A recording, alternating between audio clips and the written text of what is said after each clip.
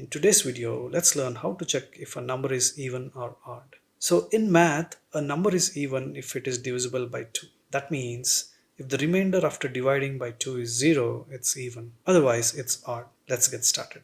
Let's create a new class. Give it a name.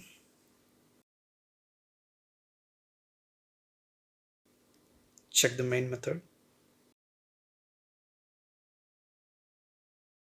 Let's define the number as 7.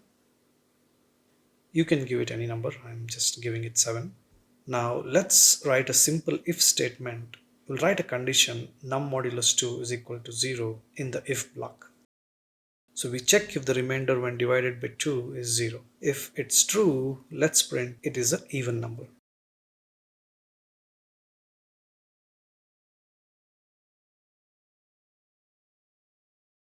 Now let's define an else block and simply print odd number.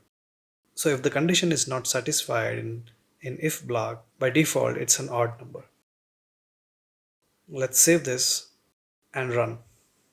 So 7 is an odd number, so we get the output as odd number.